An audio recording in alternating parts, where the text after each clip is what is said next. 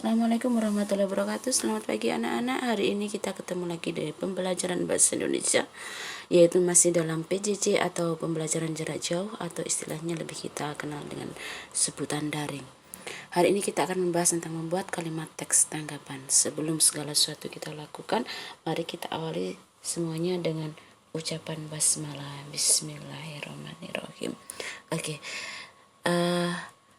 Terima kasih. Hari ini kita akan membahas tentang membuat kalimat teks tanggapan yang disampaikan oleh Sri Sujiati SPD. Adapun KD yang akan kita pelajari ini adalah KD 4.8, yaitu mengungkapkan kritik, sanggahan atau pujian dalam bentuk teks tanggapan secara lisan dan atau tulisan dengan memperhatikan struktur dan kebahasaan. Melalui kegiatan menyimak video ini, mempelajari teks bahan ajar, maka diharapkan siswa dapat membedakan model-model teks tanggapan dengan benar, membuat kalimat tanggapan sesuai dengan model-model teks tanggapan dengan benar. Kita awali dengan materi pertama. Model-model teks tanggapan. Ya, kemarin kita sudah mempelajari tentang kata bahasaan, tentang struktur teksnya. Hari ini kita akan belajar tentang model-model teks tanggapan. Ada 3, yaitu pujian. Kalau kita bicara yaitu pujian, kritikan, dan saran. Kalau kita bicara tentang pujian, maka kita menyampaikan sesuatu atau hal-hal yang baik dari sebuah karya. Kalau kita bicara kritikan, maka kita bicara sisi-sisi negatif atau hal yang kurang dalam sebuah karya tersebut. Kalau kita bicara saran, maka kita memberikan sesuatu jalan keluar dari apa yang kita sampaikan melalui kritikan tersebut. Oke, kita bahas tentang pujian terlebih dahulu.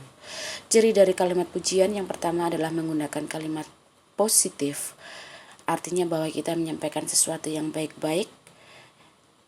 Yang kedua, menjelaskan kelebihan atau keunggulan karya, jadi kita tunjukkan karya tersebut yang baik yang mana.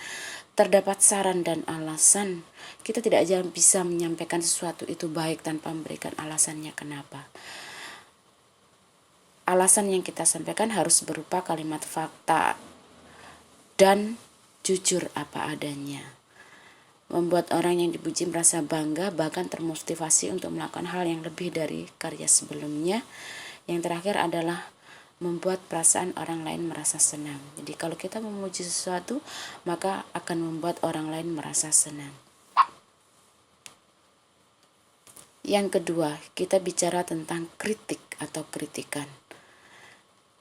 Kritikan cirinya adalah yang pertama, memberikan tanggapan terhadap hasil sebuah karya. Artinya kita mengapresiasi karya tersebut, entah berasal dari sisi positifnya atau negatifnya. Tapi kalau kritik, kita sampaikan sisi negatif dari karya tersebut atau kekurangannya. Yang kedua, memberikan pertimbangan baik dan buruk, kelebihan dan kekurangan sebuah karya tersebut. Jadi sisi positif dan sisi negatifnya kita sampaikan.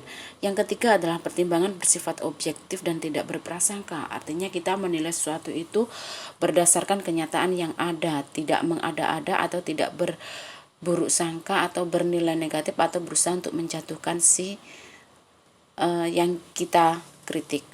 Yang keempat, memaparkan kesan pribadi kritikus terhadap sebuah karya tersebut. Artinya bahwa kita memberikan kesan-kesan kita secara jujur berdasarkan apa yang kita lihat, kita rasakan. Yang kelima atau terakhir adalah memberikan alternatif perbaikan atau penyempurnaan. Artinya ketika kita memberikan kritik kepada sebuah karya, apapun itu bentuknya, karya apapun, maka kita harus bisa memberikan solusi atau jalan keluar. Jangan hanya bisa mengatakan bahwa kekurangannya ada di A, B, C, tapi kita tidak memberikan alasan. Itu namanya bukan kritik. Itu kritik yang tidak membangun. Tetapi kritik yang membangun adalah menunjukkan sebuah kekurangan dari sebuah karya tersebut, dan kita memberikan solusi atau jalan keluar dari kritikan yang kita berikan. Ciri-ciri saran yang pertama adalah bersifat membangun, otomatis karena kita menyarankan kepada seseorang. Yang kedua adalah tidak melukai perasaan orang yang diberikan saran. Yang ketiga, tentu berbentuk nasihat. Saran itu selalu berbentuk nasihat.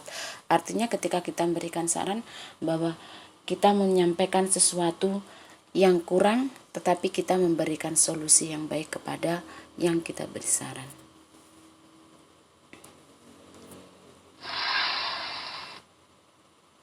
Nah, ketika kita mau mengungkapkan sisi positif, negatif, ataupun memberikan saran, maka ada hal-hal yang kita harus perhatikan. Kita bisa mengungkapkannya secara lisan ataupun dengan secara tulisan. Maaf ya, lisan bukan lesan. Dengan lesan ataupun tulisan. Lesan itu secara langsung diucapkan kepada si yang membuat karya tersebut. Kalau tulisan kita buat sebuah tulisan, entah itu berupa artikel, esai, atau apapun, pokoknya itu berbentuk tulisan. Nah, ketika kita mengungkapkan sebuah kritikan dalam bentuk lisan, maka yang harus kita perhatikan adalah bahasanya. Otomatis kita harus menggunakan bahasa sopan dan santun. Bagaimanapun juga ketika kita menyampaikan sebuah tanggapan, apabila itu berupa sebuah kritikan dan saran, maka di situ akan membuat si pembuatnya merasa karyanya sedang diteliti oleh orang, sehingga apabila kita mau menyampaikan itu, gunakanlah bahasa yang sopan dan santun sehingga si pembuat tidak merasa bahwa dia sedang dikritik atau sedang diberikan saran.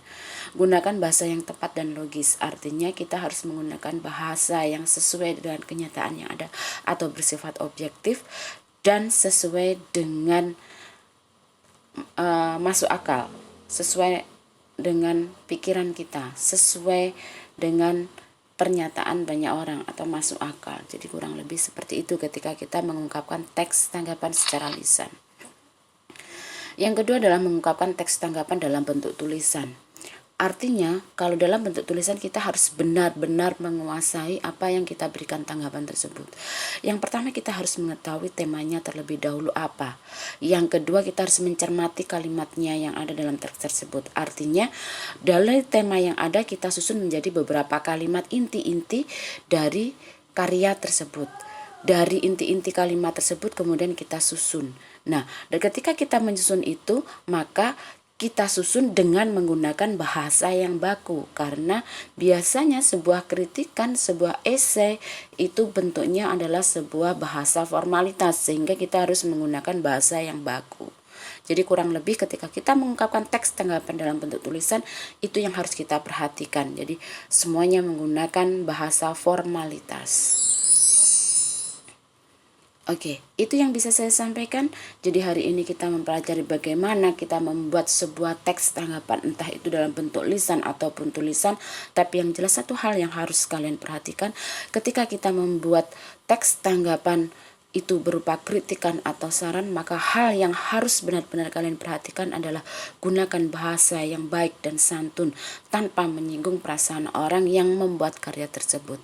Saya percaya kalian semua adalah anak-anak yang hebat, anak-anak yang kuat, anak-anak yang cerdas, yang selalu bisa mengerti dan memahami bagaimana caranya mengkritik yang baik, bagaimana memberikan saran, dan bagaimana memuji. Terima kasih atas waktunya. Semoga kalian selalu dalam keadaan sehat dan selalu semangat dalam menghadapi pembelajaran PJJ atau pembelajaran jarak jauh.